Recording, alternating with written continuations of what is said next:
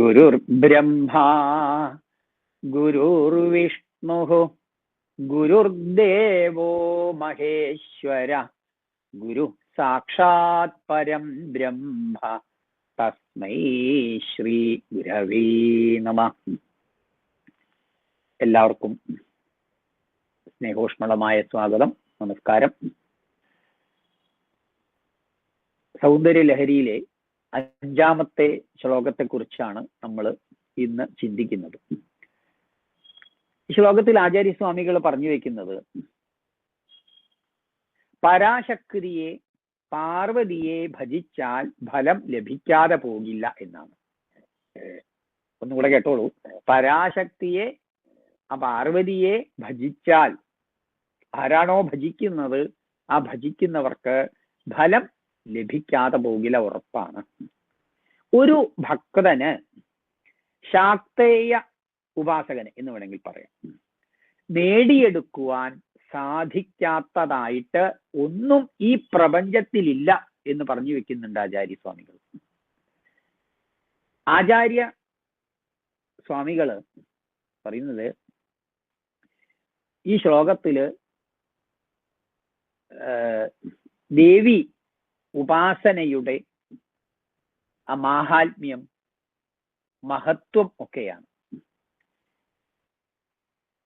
ഇതിലെ പ്രതിപാദ്യ വിഷയം മഹാവിഷ്ണുവിന് പാലാഴി മഥനത്തിന് ശേഷം മോഹിനി രൂപം ധരിക്കുവാനും അതുപോലെ മഹാദേവനിൽ പോലും മോഹമുണ്ടാക്കുവാൻ സാധിച്ചതും പരാശക്തിയുടെ അനുഗ്രഹം ലഭിച്ചതുകൊണ്ടാണ് എന്നാണ്. മറ്റൊന്ന്, കാമദേവൻ ഈ പ്രപഞ്ചത്തിലെ സൗന്ദര്യത്തിന്റെ ഒക്കെ ഒരു മൂർത്തമായ ഭാവമാണ്.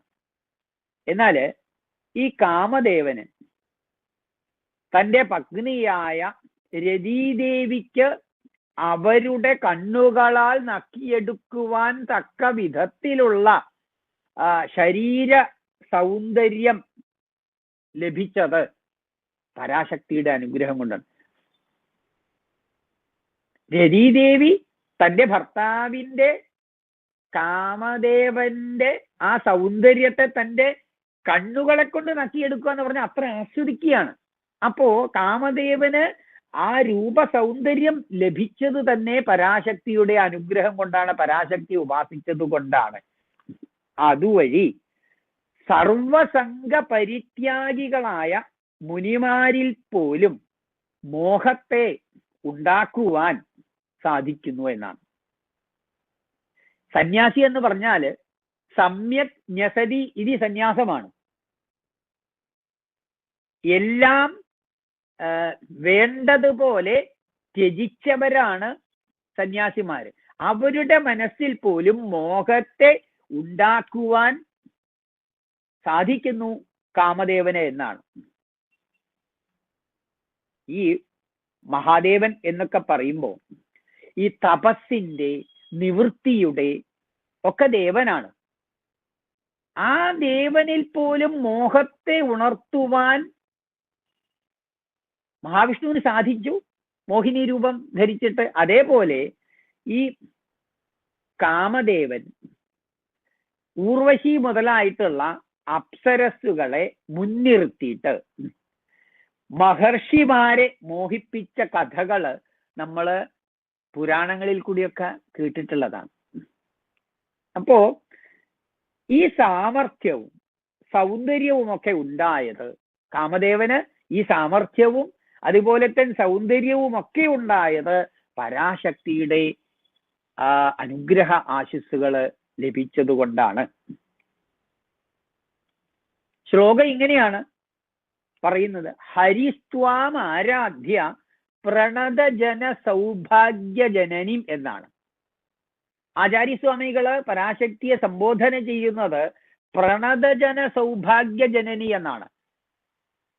അതായത് നമിക്കുന്നവർക്ക്, ഉപാസിക്കുന്നവർക്ക് എല്ലാ സൗഭാഗ്യങ്ങളും പ്രദാനം ചെയ്യുന്ന അല്ലയോ ദേവി, ഹരി ത്വാം ആരാധ്യ എന്നാണ്. ഹരി മഹാവിഷ്ണു നിന്നെ ആരാധിച്ചതുകൊണ്ട്, പുരാ നാരീഭൂത്വ, പണ്ട് നാരിയായിട്ട് മോഹിനി ദേവിയായിട്ട് വന്നിട്ട് പുരരിപുമഭിക്ഷോഭമനയതെന്ന. പുരരിപു എന്ന് പറഞ്ഞ മഹാദേവൻ പരമ ശിവനിൽ പോലും മോഹം ഉണ്ടാക്കി എന്നുള്ളതാണ്. ഇനിയോ അടുത്ത വരിയിലോ, സ്മരോപിത്വാം നത്വാ രതി നയനലേഹ്യേന വപുഷ. സ്മരോപി സ്മരൻ, കാമദേവൻ പോലും ത്വാം നിന്നെ നമിച്ച് നിന്നെ പ്രാർത്ഥിച്ച്, അതുകൊണ്ട് എന്താണ്, രതിനയനലേഹ്യേന വപുഷ, തൻ്റെ പത്നിയായ രതീദേവി തൻ്റെ കണ്ണുകളാൽ നക്കിയെടുക്കുന്ന വിധത്തിലുള്ള സൗന്ദര്യം ലഭിച്ചു. ഈ ലേഹ്യം എന്നൊക്കെ പറഞ്ഞാൽ ലേഹനം ചെയ്യുന്നത് എന്നാണ്. അതിൽ നിന്നാണ് അങ്ങ് വന്നിക്കുന്നത്. രതി നയന ലേഹ്യേന വപുഷ എന്ന്. ലേഹ്യം ഒരു മരുന്നാണ് അല്ലേ. അത് നമ്മൾ സാധാരണ വെള്ളം കുടിക്കുന്ന മാതിരിയല്ല കുടിക്കുക, അത് നക്കി തന്നെയാണ് കഴിക്കുക. അതുകൊണ്ടാണ് അതിനൊരു പ്രയോഗം തന്നെ ഉണ്ടായത്, ലേഹ്യം എന്നതിന്. അപ്പോ മാത്രമല്ല, മുനീനാമപ്യന്ത, മുനിമാരുടെ ഉള്ളിൽ പോലും പ്രഭവതി മോഹായ മഹതാംന, ആ സർവസംഗ പരിത്യാഗികളായിട്ടുള്ള മുനിമാരുടെ മനസ്സിൽ പോലും മോഹത്തെ ഉണ്ടാക്കുവാൻ കാമദേവന് സാധിക്കുന്നു. ഇതെല്ലാം എങ്ങനെയാണ്? പരാശക്തിയുടെ അനുഗ്രഹാശിസ്സുകള് ലഭിച്ചതുകൊണ്ടാണ്. അപ്പൊ നമുക്ക് മനോഹരമായിട്ടുള്ള ആ ശ്ലോകം ഒന്ന് ശ്രവിച്ചു നോക്കാം. അതിനുശേഷം മലയാള പരിഭാഷയിൽ നമുക്ക് കേട്ടു നോക്കാം. കേൾക്കൂ. ഹരിസ്ത്വാമാരാധ്യ പ്രണതജന സൗഭാഗ്യജനനീം പുരാ നാരീ ഭൂത്വാ പുരരിഭൂമഭിക്ഷോഭമനയത് സ്മരോപി ത്വാം നത്വാ രതിനയനലേഹ്യേന വപുഷാ മുനീനാമപ്യന്ത പ്രഭവതി ഹി മോഹായ മഹതാം. മലയാള പരിഭാഷ കേട്ടു നോക്കൂ. പണ്ടംഭോജാക്ഷനാര്യേ പ്രണതനു ബഹുസൗഭാഗ്യമേകുന്ന നിന്നെ തെണ്ടി ത്രിവേഷമാർന്ന ത്രിപുരഹരനുമുണ്ടാക്കി പാരം വികാരം. കണ്ടാരംഭം ഭജിച്ചും രതിയുടെ നയനം നക്കുവാൻ തക്കമേനി തണ്ടാർന്നും കൊണ്ടു തപ്പൻ മുനികൾ മനമിളക്കാനും ൂക്കാർന്നിടുന്നു. ഈ ശ്ലോകം ശ്രവിച്ച, ഈ വ്യാഖ്യാനം ശ്രവിച്ച എല്ലാവരെയും ദേവി അനുഗ്രഹിക്കട്ടെ എന്ന് പ്രാർത്ഥിക്കുന്നു. നന്ദി, നമസ്കാരം.